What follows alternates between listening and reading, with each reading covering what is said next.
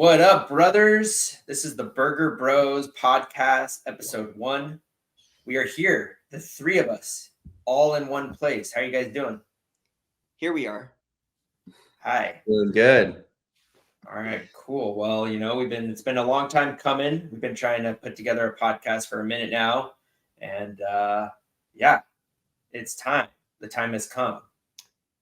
Yeah, I felt like everybody had a podcast except for us. So, we want to get jumped into the cool kid crowd. You got to have a podcast, just one of those things. That's the word on the street. Exactly. Should we start it off just kind of doing a quick intro of who we are, what we do, where we're from? We're all from the same place. That's true. Josh, you want to kick us off? Yeah, sure. I'm Josh Berger, the middle Berger. Born in Los Angeles, grew up in Santa Cruz, and been in Los Angeles since I was 17. Just did a world tour around the world for the last 3.5 years and spreading the gospel about Packet, building companies, just exploring life, pushing myself as a human. And yeah, I'm here to be impactful, make some money, live a good life, and just fuck shit up, That's always fun. Where did you go? I visited 24 countries, from Africa to Asia to Europe to South America, and it was amazing experience. Very honored and privileged to be able to experience that, and it was really cool setting up Packet and building out that community on a global basis, and just being able to see how far we can spread this community, and people tucked away in every single corner of the world, and we can get more into what Packet is and stuff like that. But yeah, it's been a wild ride for sure, and yeah, learned a lot. And still, the more you travel, the more you realize just how massive this world is, and how you will probably never see the entire thing. Yeah, I mean, I always say traveling is the best teacher, especially when you do it alone. It's like you learn so much about yourself and just different cultures and things like that you would never ever get to learn about in school or anything like that. So yeah, I'm jealous that you got. I mean, Jesse and I met up in a few places around the world. That was pretty sweet. And I was actually shocked how many people I know around the world, because you live in this, this is my town, this is where I live, this is where my friends are. And then you go and just set sail into the world, and you're like, whoa, you live here, and I'll meet you over there. And then, and sometimes you know a guy who knows a guy, like when I went to Iceland and ended up meeting all these Icelandic people that I've been in touch with for the last few years. And they're all amazing people that I met from a friend who wasn't even there. He just gave me a random phone number that I called. So yeah, a lot of crazy stories. I'll write my memoirs one day. Yeah, that trip was amazing. That was so cool that you got to do that travel, and it was great being able to meet you in all the different places, from Brazil to Amsterdam to what is London. it? Just London, Miami, just everywhere. I'm bummed I never got to meet you guys. That was whack. You didn't go on one of the trips. I traveled. I traveled for 10 years. We met you in Hawaii. In Hawaii? Yeah, that was the first trip I did, was when we went to Hawaii for New Year. Oh Year. yeah, we went to Maui. Yeah, that's right. But that wasn't, you hadn't really kicked off your full-fledged travels. Sure. I mean, I was traveling for 10 years. No one ever came on anything except for when we went to Chile. But then when I stopped traveling, you started traveling. Where were you 15 years ago? Oh, that's a good segue. Why don't you introduce yourself and some of your travels? Yeah, cool. My name is Jeremy Berger. I'm the youngest Berger Bro. I'm currently in Santa Cruz, where we grew up. It's nice to finally be back in the motherland. I originally was in, entertainment and publishing of comic books and graphic novels, and then segued into music production and DJing and touring all over the world playing music. COVID hit and kind of put everything on hold. And during that time, got involved in crypto and had to figure out how to survive without, my job. And then, yeah, kind of just got segued into building a family and having kids and, starting a company with you guys called Rowdy and, really trying to build a packet network, which, as Josh said, we'll dive into later. But yeah, I've just been kind of turned into a family man, focused on, health and wellness and fitness and just being present with my kids and my wife. But, and then, yeah, building this business out so that we can get Wi-Fi and internet access to people all over the world. So that's kind of the story short form. I could go in deep into my travels all over the planet, but not going to do that right here. So, but yeah, it's kind of cool to see like where life transitions from one thing to the next. And yeah, to go from music into technology. Surprisingly, they do kind of mesh a bit, not too much, but it's kind of cool to see how one can transition when needed to be able to provide and, put food on your table. So, yeah, it was cool. It was cool when, I managed you for a year and, That's like right. you said, we went down to Chile and down to Mexico City for EDC Mexico. That was mental. Yeah, that was great. Yeah. San Diego. When you did the West Coast tour and then you yeah. got to go through Asia and through India and through Australia. Yeah. I know that's what it kind of trips me out when I'm like thinking back on my life and I'm like, holy shit, I was like traveling all over the world for 12 plus years and then just stop. No traveling. Well, I've been traveling to the Midwest, but other than that, not traveling for performing shows in front of a big crowd and focusing on music, and that was my life.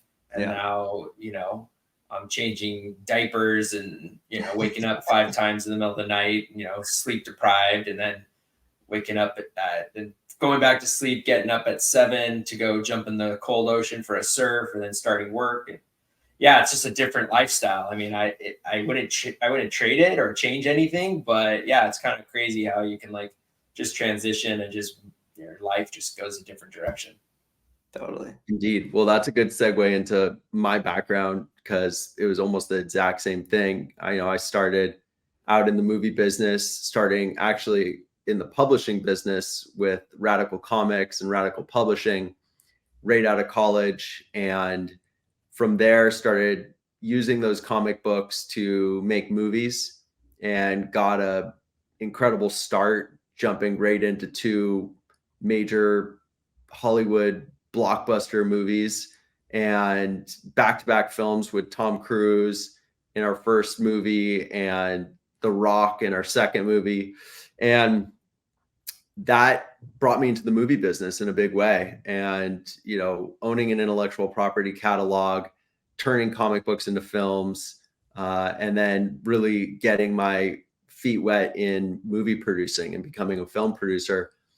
And also having that happen right around 2016, 2017, when I was doing a lot of independent producing and just realizing how the streaming business had absolutely decimated the movie business as we knew it. And theatrical distribution had gone down the drain in a lot of ways and was transitioning into that streamer model. And that's what made me realize that I needed to approach technology to bring forth a solution that could help all the filmmakers and content creators. And that veered me into the technology space, which is the stuff that we've been doing for the last 5 years. And it's been pretty cool because every time that we've started a business, it's been a family affair. And we've always collaborated with one another in different ways with our different skill sets, whether it's film, movies, marketing,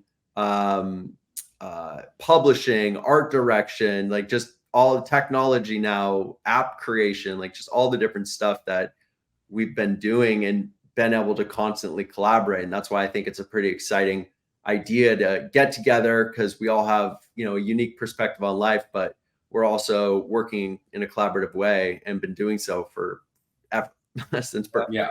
And we all talk to each other like a gazillion times a day. So it's might as well just, we literally do 3-way calls. And every time we're on a 3-way call, I'm like, why are we doing a podcast right now talking about all this stuff? Yeah. Well, it's interesting thinking about back to, you know, when you started Radical, that was really when I started technology, because, you know, I had my first company I started was a nonprofit called Mosaic Creations that was cultivating community through art, poetry, and music. And that was using MySpace back in the day and using that to create that community. And then, you know, when Radical started, you know, we were always thinking way ahead of the rest of the world at those times. We were, you know, because I was thinking about making communities on, you know, and then this community platform created. And then, you know, we had talked about generating communities around these comic book properties. And you and I had a conversation. You're like, well, why don't you just like do what you did for Mosaic, for Radical? And then Facebook came on the scene, and you didn't need to have an EDU password anymore, or email anymore. And so started making, you know, taking the comic books and making like a profile picture or profile, like an individual profile for that character. And then building a whole community. And I remember I would get all the creators' passwords. They would they'd like change their password, and then I'd import all their friends into that one person. And then we would have a community around that. And I just kept doing that. And that was my first real like technology business, where I was doing social media marketing before even Facebook was doing social media marketing. Yeah, you were basically building business pages before Facebook allowed you to build a business page. And right. So, yeah, that was like you were paving the way for that, which is really interesting. And all the tips and tricks for how to be able to build community. And then Facebook just shut that shit down so fast. Well, they made it their bread and butter. They're like, you know, they didn't even have to know that like this was where all the money was, because I was making a bunch of money and I was actually outsourcing it all to the Philippines. And so they were just like, they didn't even have to see me. Anybody that saw that platform could see that that's where all the value was. And yeah, when they launched Facebook pages, that literally murked that business. Well, it was also when they stopped allowing the feed. Yeah. They stopped allowing you to see everything on somebody's feed, and they made it so you had to pay to boost your feed. So like your audience just was no longer seeing a stream, and Instagram did the same thing as well. I mean, this was even before Instagram was popular. I was just thinking back, like if like there was TikTok and Discord back in the day, to be able to build community around that, or even like a Telegram and things like that. There was just like none of that stuff. None of that stuff really existed. And if it had, how that would have changed kind of the way that all these like early businesses that were started, for the better or even for the worse, you know? Yeah.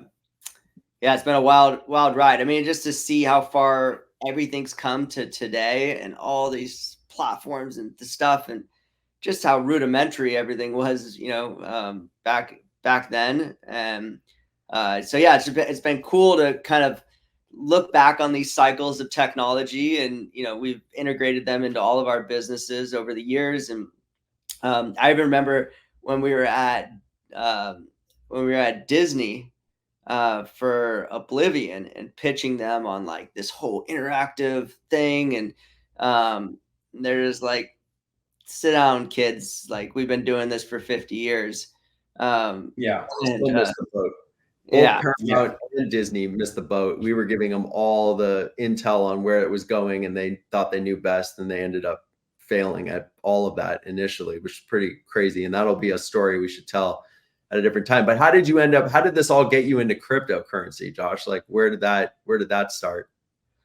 Yeah, well, you know, I had a startup called Social House, which was one of the great failures of my career. But we had raised a bunch of money, and we're putting together this platform that was going to do matching roommates based on their interests, hobbies, and careers. And the idea was that there would be a host similar to Airbnb, and that each room could be rented out by a person. But obviously there's the host that has who's the lease owner and owes the money to the landlord.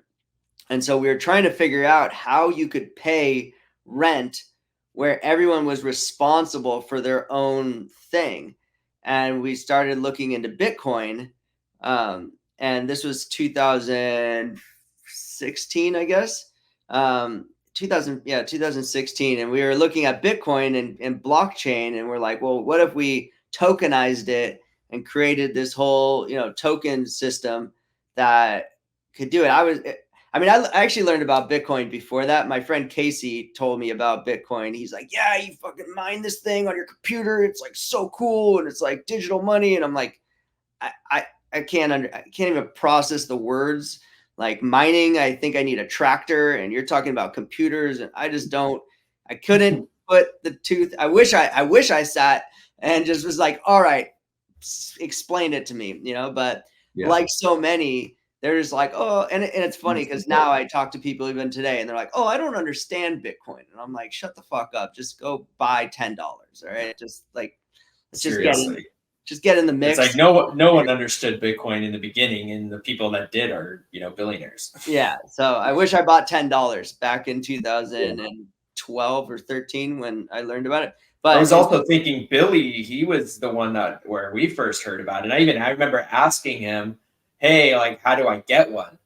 Or how do I get it? And he was like trying to explain it. And it was so complicated. It wasn't even complicated. It was just kind of like foreign language, Yeah.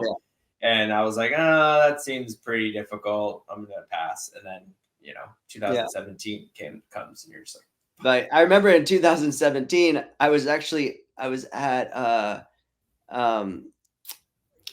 what was the that nightclub in Hollywood? Oh man, it was like the hot one that we used to stand outside for like hours trying to get in. Supper Club? No. Before that, Ledoux. Oh, Ledoux. I was at Ledoux, but the new version. It was after Ledoux had closed, and I remember talking to this guy, and it was like 2017, like end of 2017. It was like in November, December.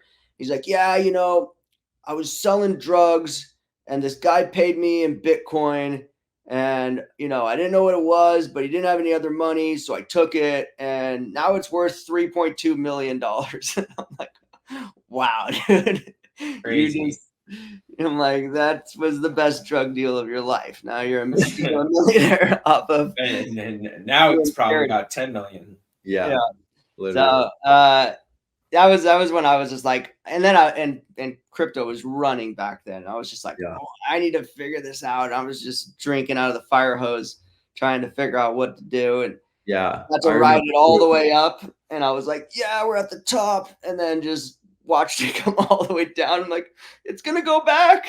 And we got wrecked. I remember because we were over at our friend Darren's house, and him and his girlfriend were trading Bitcoin using Ether Delta exchange. That exchange no longer exists. But I remember him trying to like tell us what coins to buy, and we bought a bunch of coins. Yeah. And then I had my wallet, and I think I only put in like $500 or $600. But after it went up to, Bitcoin went up to, what was it, 17K or something? 19. And then was it 19 originally or whatever it was? It came up, smashed down, and it went down to what, like freaking 8 or something. And I was like, all right, I'm not touching crypto forever again. And then, but I feel like we kind of always like kept an eye on it over the next 2 years, going 2018 to 2020. Because I was looking at like old text messages between us that said like, Bitcoin at, 7K, and then Bitcoin at 3K when COVID hit. And I was like, or 5K or whatever it was. It was just like ridiculous. Yeah. Did it go to 3K? Yeah. Because I just remember I always remember sending like, we just kept looking at it. I just, Well, we were starting the early days of Packet, and the thing that was crazy is that, it was really Doug who kept us in the game. Like his whole thing, he was such a Bitcoin maximalist. He was so focused on it, but we were keen to build our own cryptocurrency as a way to get people economically incentivized to build this network. And the whole idea of like, hey, what if we could build a distribution network that's completely operated and powered by the people, instead of needing a huge amount of infrastructure and a huge amount of investment capital to build a distribution network that could compete with what Hulu, Disney, Apple, Netflix. Is basically impossible. And so this idea with Packet was build a cryptocurrency project, but give it away to the world, and have that cryptocurrency project economically incentivize people to take action to contribute bandwidth from their computer, or contribute processing resources from their computer. And so we were working on that all through 2018 until 2019. That's why we were obviously keeping our eyes on Bitcoin, even though it was mostly just flatlined, not a lot of activity during that period of time. And then it had a couple pops. I remember it popped up to like 13,000 or like 13.5, and then it came back down again. And then it got absolutely hammered by the COVID, dump, and that being right on the, precipice of the halving, there was a lot of conversation, a lot of activity that was starting to happen. And that's when all the coins started popping again, and everyone started looking back at crypto after that deep, dark winter that we all endured 2018, 2019.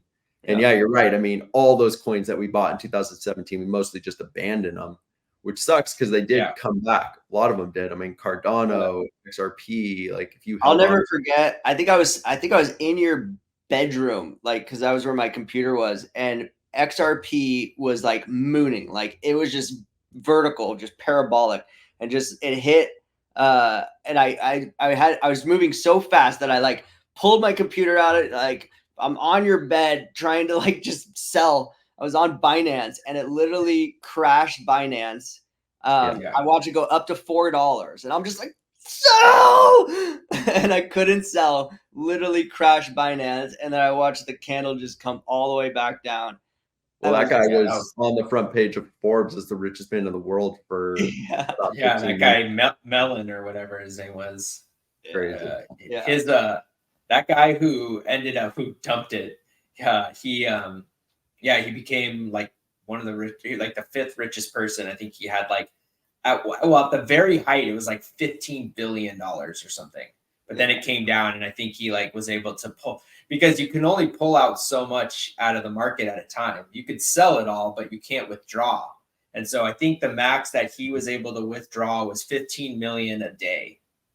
And so he's just pulling out $15 million every day, buying new cars, buying houses, just like literally dumping all his money. And then that guy, he overdosed. And nobody had access to his crypto. So that's all that XRP money is gone.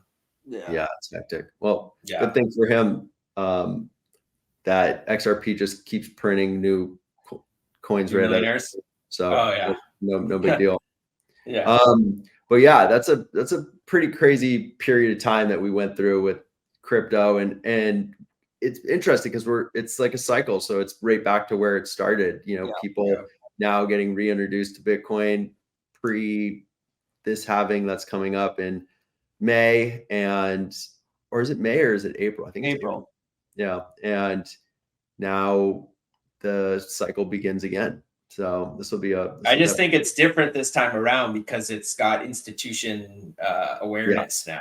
And so it's like a lot more in the news because you have, all these big bank systems that are, getting involved. Whereas back in 2017 or even before, there was, nobody wanted anything to do with it. Yeah. But then you're just reading all these articles that all these people were saying, Bitcoin's a scam, it's not real. But those were the people that were buying it all up and trading it. It was like they were just basically flooding the market so that they could get more. And then when it boosted, they rode it and then crashed it. It's like these little, sock puppets, and they're just controlling all the finance in the world. It's crazy. How do you think AI is going to play into this next market cycle? Well, we're already, I mean, you're already seeing how like AI can help you create trading bots, or trading algorithms and trading things on like signals and things like that. I've seen a bunch of ChatGPT, codes where you ask it to create you a trading signal, and then you can just implement it into, trading view. And now all of a sudden you have these signals. Whereas when we, didn't have that back then, we didn't have where it said, like I have one that I bought that was like $25 or something, and it says buy or sell. And if you follow it, like, yeah, you can make some really good money. And when the market's really starting to move, like right now, we're just like, kiddie steps. Right. But when it, 3, 4, 5, 6 X's, and you can follow those little, signals, there's a huge opportunity to make a lot of money. True. Yeah, I was buying all through the bear market. I just, after being through those cycles and just seeing what had happened and just being in the right place at the right time and making the wrong decisions, I just knew that like this is the cycles. This just keeps happening, and there's just you can kind of just see the patterns that are happening. And even right now, it's like we've been here before. I feel very comfortable being where it is, even though. Bitcoin and Ethereum just took a big crash today and yesterday. Actually, this whole week it's down like, Ethereum's down 14%, Bitcoin's down almost 9%. This is when you're supposed to buy. Yeah, it's funny because my buddy, I was posting when it hit $49,000 when Bitcoin did, and my buddy was like, "You always just post when it's going up." So today I'm like, "Hey, you're talking shit, but like today's the great day to buy. Like you want to look at when there's entry points and if you were excited about buying Bitcoin when it was $49,000, then you should be really excited to go and buy it today when it's $39,000. Yeah. It's just hard, because people want to buy when it's green and they don't want to buy when it's red. And it's just because they're afraid of like, if you buy it when it's red, then there's downside that it can continue down and then you're losing your money. But they don't understand that when it's green, that's if you buy it when it's red, yes. So let's just say it goes down another 15%. Okay. Yeah. But then it's going to go back up. It always does. So it's like, if you just ride it, if it goes down 15%, buy more. Yeah. Well, if it goes down another 15%, buy even more. That rule isn't a rule of thumb for all crypto. And I think that's the big thing is that not all crypto is created equal. There are coins that are just absolute pump and dump trash. And you can make a lot of money. You can 26,000x your money like SafeMoon. But, it's a Ponzi scheme. And so you're basically buying into a Ponzi scheme and you need to go pull out your money before you go wreck somebody else. And that's how those pump and dump things work. So like, people are looking at these meme coins that do nothing except, pump. And that's cool. If you want to go make a bunch of money, I'm not a hater on making money, but you also know what you're getting into. And so not every single thing is, goes back up. Some of those things literally go down and they just turn to zero because there's nothing behind it. So you have to do your research. You have to know what these projects do. You should look at the founders, look at the track record, look at historical. If this is just like the first pump and first dump and there's no technology and there's just like a splash page and a Discord, you'll know that that's probably not a lot going on there. But, you can look at these projects, like Chainlink or like Solana or Cardano, and you just know that these things have huge communities. Polkadot, they're down a lot from their all-time high. But that these projects are highly funded and they have a huge community that's backed them. They have a lot of technology and a lot of projects that are leveraging that technology. So you can kind of look at those projects. You're like, okay, there's a lot going on here. It's not just, smoke and mirrors. And those become, when Solana was down at $14, I was excited about it. When it went to $8, I was less excited about it. I thought it might go to zero, but now it's at $100 and the all-time high was $250. So even now at $80, where I think it just dropped to $80, you can just see that there's a lot of people that are leveraging Solana. There's a huge community, a huge development community And there's a lot of projects. There's a lot of projects that live on the Solana blockchain. I think that's ultimately like, if you look at the biggest projects, that you're looking at to be interested in, look at the projects that have a lot of projects built on their network, because when those projects are successful, then it brings awareness to the chain that they're built on. Yeah. It basically does a double whammy. It helps the chain and it also helps the new project. So like, that's also really important. And why do you guys think crypto is so important right now? Like, in this moment in time, in finance and in the state of the world, why is crypto like such an important aspect of life that everybody should be aware of? Yeah, my take on it is that it's a new category and it's a new tool. And whenever you find things that are really, really new, but you're seeing a lot of adoption, it kind of is a key to there's something being there. And it's hard to know exactly what's going to be the thing that just makes it mainstream. But what we are learning as we're seeing this marketplace, really grow and gain more adoption, is you're seeing these real world use cases for crypto at really make a lot of sense. And there were early examples of the idea of tokenization. Really, airline miles and credit card points is probably like the biggest example that everyone can understand, where you get some sort of credit or in the case of, or points, and then you can use those for some sort of purpose. So they actually have a utility. It's like you can use them to get discounts off your credit card bill, or you can use them to buy, airplane tickets or something like this. So people understand the idea of tokens, of tokenization. And so with crypto, it's similar. Like, we understand digital money in that regard. The other way we understand digital money is that we all have the ability to log into our bank account on a mobile app. And most people do that. And you look at your money on your Bank of America or your Chase app or whatever, and it's a digital representation of your money.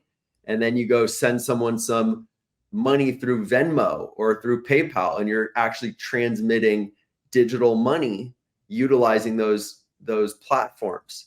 And so it's already well known that this is a way to transact. People are used to that. And then you're seeing it in gaming, where people are buying skins and buying, various different add-ons within the game with, equivalent of like digital money within that game. And so people are understanding the value of having some sort of, tokenization. And those are just use cases kind of in the traditional world, but there's all these other uses for blockchain that are super powerful. One of probably the most powerful concepts is that anything that's transacted on a blockchain that's like really well protected, meaning like a lot of people are participating in it, it's decentralized, it's impossible to change that entry. And so whereas with accounting, if I send you some money, handwritten ledger, then you may lose that ledger and we may forget that we transacted. And so with a blockchain, that's just immutable. That information's always there. Anybody can check it. Anybody can verify it. So I think those are really powerful concepts, and it's still hard for a lot of people to understand, but maybe it was hard for a lot of people to understand how, Microsoft Excel worked at one time, Well, it was hard for people to understand, because people were like, why would I need the internet when I have a fax machine? Why would I need to email somebody if I got a fax machine? It seems redundant, and I don't want to learn this new thing called a computer. And, I have all the stuff I need. I got a number 2 pencil, and I got a notebook, and I got a fax machine if I need to send that page to somebody else across the world. And so, yeah, a lot of people didn't get involved in the internet because they're like, I don't need that. I have a tool and system that works for me, and